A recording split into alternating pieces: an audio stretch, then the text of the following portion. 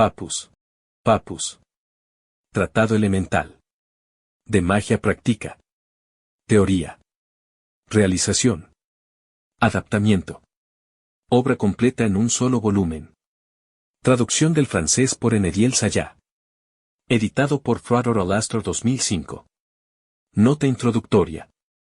Y no por esto ocurre que dichas artes carezcan de valor, porque, si ciertamente no lo tuvieran y no pudiera hacerse, mediante su auxilio, muchas cosas prodigiosas y perjudiciales, las leyes divinas y humanas, no hubiesen desplegado tanto rigor para perseguirlas y exterminarlas. H. C. Agrippa. Introducción. Fuerte al ideal. Esta pudiera ser la divisa del siglo XIX. Por todas partes se ha implantado, y su prosperidad es un hecho innegable, la manera de ver que distingue a los espíritus positivos. En el terreno de la ciencia, los estudios de los analistas dan al traste con las leyendas y las fantasías que infundieron en nuestras mentes las ideas enseñadas por la madre, ese maestro de nuestra infancia, y el materialismo triunfador se enseñorea de la universidad. En el arte, el naturalismo todo lo avasalla, y es ahora su paladín, un hombre de indudable genio. Hasta en los dominios del amor, el espíritu positivo de la actualidad ha reemplazado casi por completo la antigua y noble manera de querer, de modo que la moderna generación de positivistas trueca con gusto su física incapacidad por las pesetas de una joven cuya familia negocia el asunto para poder obtener un 5 o un 10% de ganancia, según lo que se establezca en el contrato de esponsales. Hablaremos de religión a la farisaica muchedumbre de nuestros curas o a esa otra de idólatras que adaptan su santurronería a los áureos relumbrones de la iglesia y que constituyen nuestra mística grey. No obstante, hay que decir hasta qué punto ha sido útil para la emancipación de la general intelectualidad esta época tan saturada de cálculo y de racionalismo. ¿Qué adelantos tan enormes debanse a ese mismo descubrimiento del ideal que se hunde en las más subterráneas capas del ser? Poco importa entonces que el ideal, al remontarse de nuevo a su superior dominio, lleve en sí las huellas amargas de los sufrimientos observados, porque si cosas de verdad eterna existen, lo es, sin duda posible, que el materialismo lleva dentro el germen de su destrucción. He aquí la causa de que, a fines del siglo XIX, sondeando el doctor Charcot en Salpetriere las fases convulsivas del antiguo civilismo, de la bruja de la Edad Media y de la convulsionaria de los tiempos modernos, dedicase a la magia. El doctor Luis, trasplantando en el Hospital de la Caridad las dolencias de un organismo a otro, dedicase a la magia. Igualmente, Liebault v. Bernheim, creando en Nancy larvas cerebrales por medio de la sugestión, dedícanse a la magia también. Del propio modo, el coronel de Rochas, haciendo experimentar a distancia a los sujetos todas las acciones con que se vulnere la figurilla de cera, entra en el campo de los más altos fenómenos de la magia, de idéntica suerte. Magia hace el doctor Richet al comprobar la certidumbre de determinados hechos, y magia es lo que practica H. Pelletier, según podréis verlo en el informe redactado por el antiguo alumno de la Escuela Politécnica, Luis Lemerle, cuando reproduce las artes de los faquires de la India y consigue que bajo el influjo de su verbo, entren en acción las cosas del mundo inanimado, como en otras épocas lo verificó Orfeo, si bien en este hay que admitir una autoridad de iniciática suficiencia que no alcanza el antes aludido experimentador. Del propio modo, el coronel de Rochas, haciendo experimentar a distancia a los sujetos todas las acciones con que se vulnere la figurilla de cera, entra en el campo de los más altos fenómenos de la magia, de idéntica suerte. Magia hace el doctor Richet al comprobar la certidumbre de determinados hechos, y magia es lo que practica H. Pelletier, según podréis verlo en el informe redactado por el antiguo alumno de la Escuela Politécnica, Luis Lemerle, cuando reproduce las artes de los faquires de la India y consigue que bajo el influjo de su verbo, entren en acción las cosas del mundo inanimado, como en otras épocas lo verificó Orfeo, si bien en este hay que admitir una autoridad de iniciática suficiencia que no alcanza el antes aludido experimentador. Y no hablemos de los fantasmas de los vivos, de las imágenes de los moribundos, de las apariciones, de lo invisible, que vienen a sacar de su embotamiento a los fisiólogos adormecidos y a poner enfrente del materialismo, del sensualismo y del ateísmo, el revolucionador problema del más allá y de esa clase de conocimientos que se habían relegado a la condición de meras fantasías de otras edades, a la condición de la magia, digámoslo de una vez, llamando a las cosas por su nombre. Pero los hechos se amontonan con lógica soberana en su brusca firmeza, y es necesario volver los ojos a esta clase de estudios. Sin embargo, la poquedad inherente a todas las indolencias del espíritu y sus rutinas, buscan un modo de escapar a la conclusión que por su propia eficacia se impone. Verificanse investigaciones para establecer los hechos, se escriben ventrudos volúmenes para contener los favorables resultados de dichas investigaciones, se crean revistas científicas que aburren, para establecer los datos estadísticos de los fenómenos psicológicos, y se reúnen congresos para buscar términos y expresiones aceptables, que se adapten a la mezquina cerebración de los filósofos del día y a las concepciones más estrechas aún, de los sportsmen y las bellezas que componen en los cursos chics el perfumado auditorio de nuestros pulcros maestros de intelectualidad. Dos caminos se pueden seguir. Conduce el uno a limitarse, a tener cuidado de reunir los hechos sorprendentes, sin afrontar nunca las enseñanzas que de lo mismo se desprenden. En esto consiste el nombrado método científico, que recomendaremos con especialidad a los jóvenes médicos ganosos de llegar a obtener crecidos, lanceados y el sillón de las academias. Por distinto derrotero puede el observador remontarse a los orígenes de las ciencias ocultas, para estudiar a los antiguos conocedores de tales fenómenos y otros análogos, y saber llamar las cosas por sus verdaderos nombres. En este caso, entrase en la magia de un modo consciente y racional, pero entonces también se entra en la vía de los réprobos, de los apestados y de los malditos. No podemos, pues, recomendar el camino a persona alguna, porque ni conduce a la riqueza, ni a los honores oficiales, el que le aborda. Debe de antemano estar dispuesto a pasar por las tres grandes expiaciones iniciáticas, saber sufrir, saber abstenerse y saber morir. Sea cual fuere el destino que le aguarda, el depositario de la ocultista tradición no debe retroceder. Hasta la fecha presente, las enseñanzas del esoterismo se han guardado en el seno de las confraternidades iniciáticas que intactas las conservaron. Ya es hora de quebrantar el silencio hasta hoy necesario, y de relegar a su verdadero valor las pálidas copias y las falsas interpretaciones que ciertas irrisibles individualidades y determinados e ignaros experimentadores tratan de difundir entre las gentes. Es necesario que el espíritu de libertad obtenga su definitiva victoria sobre el obscurantismo religioso, para que sin temores puedan propalarse las enseñanzas de la magia, adaptándolas a la ciencia de nuestro tiempo.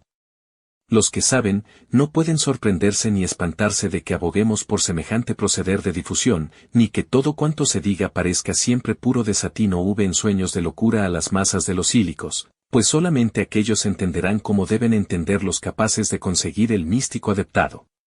Los hechos de la magia son peligrosos, e imitando a uno de los más grandes maestros contemporáneos, Eliphas Levi, advertimos por anticipado a los imprudentes el riesgo que corren de caer en la locura o en la muerte al dedicarse a dicha clase de estudios por mera curiosidad. Toda persona que tema los sufrimientos, que le estremezcan las privaciones o que se sienta cobarde ante la idea de morir, procederá cuerdamente dedicándose a cualquier sport antes que a la magia. Las mallas de las bailarinas serán espectáculo más propio de estas gentes que no el de las visiones del astral. Existe, no obstante, una forma de experimentos mágicos a propósito para las personas pusilánimes, que aconsejaremos a cuantas quieran divertirse dedicando de sobremesa unos momentos a los fenómenos del espiritismo. Nada tienen de difíciles y sin mucho de consoladores, y después de todo, quedan a tal distancia de la verdadera magia, que no hay que temer ningún serio accidente, mientras no se olvide la precaución de saber dejar las cosas en el instante oportuno.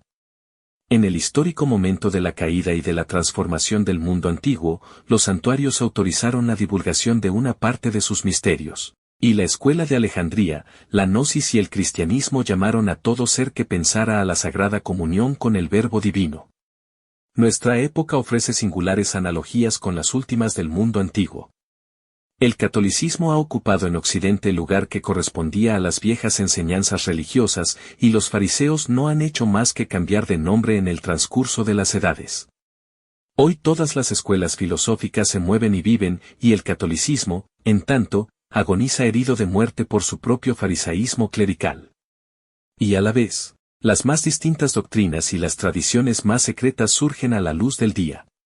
La tradición del Oriente, representada por el budismo, en vano intentó apoderarse de la intelectualidad europea, al instante, las escuelas depositarias de la tradición occidental, Han aparecido a la vista de todos y han reivindicado el puesto que querían para sí los sumesos misticismos de la India, de los cuales, súbitamente quedaron en Francia solo 6 mantenedores. La Cábala organizó sus enseñanzas, el martinismo, de origen más reciente, ha extendido su influencia y ve acudir centuplicadas a su seno las huestes de la iniciación, la gnosis reaparece en el mundo más vigorosa que nunca, y esta impensada evolución que atrae las mentes hacia el campo de la filosofía espiritualista es tan indudable que por doquiera surgen los aprovechados, ayunos, sí, de tradicional competencia y de saber, pero dispuestos a fabricar libros de magia, del propio modo que ayer fabricaron libros de vulgarización científica y que fabricarán mañana.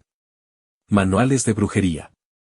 Contra ese industrialismo únicamente un arma puede ser eficaz, y consiste en que respecto de tales cuestiones se haga la más completa luz que fuere dable. Cuántos títulos excéntricos, cuántas reputaciones cimentadas sobre audaces y vacías afirmaciones y sobre el más injustificado orgullo caerán deshechas cual castillo de naipes, el día que cada uno pueda darse razón del origen, transformación y adaptación de los procederes mágicos. He aquí la causa de que estos libros resulten tratados peligrosos, porque de manera precisa le ponen el cascabel al gato, como suele decirse. No obstante, sin las analogías basadas sobre la ley de la evolución de la idea, ninguna de dichas doctrinas que hoy se mueven puede pretender el logro de la victoria. Todas esas oposiciones, todas esas luchas, laboran una transición, y nosotros, queriendo ayudar a que la mente humana doble su terrible cabo de las tormentas, nos hemos decidido a publicar con premura el fruto de nuestros trabajos y teniendo por cosa certísima que no habremos de ver la tierra buscada, cuyo feliz arribo a puerto está reservado a las generaciones venideras. Y vamos ahora a permitirnos entrar en ciertos detalles referentes a nuestro libro. Cerca de 10 años hace que comenzamos a reunir documentos y a verificar las experiencias necesarias para escribir un tratado de magia práctica que demostrase de qué manera todas las operaciones mágicas son puros experimentos científicos ejecutados con fuerzas poco conocidas aún, pero muy análogas en sus leyes generales a las fuerzas físicas más potentes, tales como el magnetismo u la electricidad. La preparación de semejante obra tiene que ser necesariamente asunto que implica largos años de tarea, y aún transcurrirán algunos antes de que la veamos concluida. Sin embargo, de lo dicho, y en vista de la creciente multiplicidad de errores que vienen adjudicándose a la magia, ante la avalancha de ridículo con que cierto autor, gran artista sin duda, pero experimentador de pésimas condiciones, cubre cuanto a tales materias se refiere, y sobre todo, cediendo a las instancias insistentes de nuestros amigos. Hemos formado el propósito de publicar un resumen tan condensado científico como más nos fuese posible, que contuviese la parte práctica de la ciencia oculta. Dicho resumen no tiene otro objeto que el de servir de introducción al magnífico ritual de Eliphas Leví, al que se reprocha comúnmente no ser lo bastante práctico, reproche que no tiene otro origen que la falta de comprensión en que incurren muchos de sus lectores. La primera parte de nuestra obra, consagrada a la teoría, evidencia las aplicaciones de las hipótesis de Pitágoras y de Platón a la psicología contemporánea que recoge Fabre de Alevet, hipótesis que de tal modo han sido deformadas por los traductores. La segunda, o sea la realización, estudia las manifestaciones posibles de las facultades del hombre bajo la influencia de las distintas reacciones provenientes de lo exterior. Encuéntrase aquí un esbozo de higiene intelectual que contiene una de las partes más personales de nuestras propias investigaciones. Además, el capítulo que se refiere a la astrología aborda ya el dominio puramente técnico de la magia. En la adaptación entramos de lleno en las enseñanzas positivamente tradicionales. A estas cuestiones venimos encaminando nuestras experiencias, es para lo que, a fin de evidenciar del todo los hechos, emplearemos aquí algunos años de pacientes estudios. La falta de tiempo nos obliga ahora a tenernos a testimonios que proceden de manuscritos y de grimorios, y sobradamente nos figuramos, no hay que hacerse ilusiones, la adversa impresión que ha de producir la lectura de ciertas enseñanzas en el espíritu de los hombres de nuestra época, también avenidos con las teorías positivistas. En cambio, esos documentos son de mucha utilidad y un precioso auxilio para el investigador de ideas independientes, porque le evitan en su tarea pequeños gastos de días y de dinero. De todas maneras, y puesto que tratamos de un asunto que nos es de todo personal, con la venia del lector, nos permitiremos finalizarlo aquí, procederemos a presenciar la figura de Papus, nombre que el autor toma de médico, Daimon de la primera hora del Noctemeron de Apollonius de Tiana, así ninguno ignorará de quién se trata, pudiendo desde ahora y según el criterio que le pareciere propio, cerrar este libro, o arrojarlo al fuego. Nuestra carrera es la de medicina, que ejercemos en París, en cuya facultad nos doctoramos, y nuestra particular ocupación es la de estudiarla, ciencias ocultas. Los trabajos de la primera vinieron a servir de camino que nos condujo a la segunda, porque siendo externos de hospitales, comenzamos el estudio del hipnotismo en el de San Antonio, y lo continuamos luego en el de la Caridad, donde después de haber obtenido la medalla de bronce de L. Assistance Publique, se nos nombró jefe del laboratorio de hipnoterapia. Por las noches nos dedicábamos a frecuentar ciertos centros. 4 años de continuada asistencia les dedicamos, y tuvimos ocasión de presenciar la producción de los fenómenos psíquicos más asombrosos. Durante este periodo de nuestras personales investigaciones, hemos recogido las notas de mayor importancia relativas al desarrollo de los hechos mágicos en centros del magnetismo y del espiritualismo moderno. A la vez, establecimos relaciones con las sociedades ocultas de Europa y del Oriente. No hay que incluir entre ellas a la Sociedad Teosófica, tan falta de tradición, como incapaz de ofrecer una enseñanza sintética, de cuyo seno por cierto que se apresuraron a salir los escritores franceses en dispersión general. Nosotros nos vimos obligados a pedir nuestra propia expulsión de tal ambiente, con el objeto de que nuestros propósitos llegasen a oídos de todos los que pertenecían a la sociedad, dado que buscábase tener los secretos en virtud de particulares razones. Confesaremos públicamente que el pequeño número de experiencias dignas de este nombre, que tuvimos ocasión de experimentar y comprobar, nos fueron transmitidas por un centro oriental al que pertenecemos, ocupando entre sus individuos el grado de la última categoría iniciática.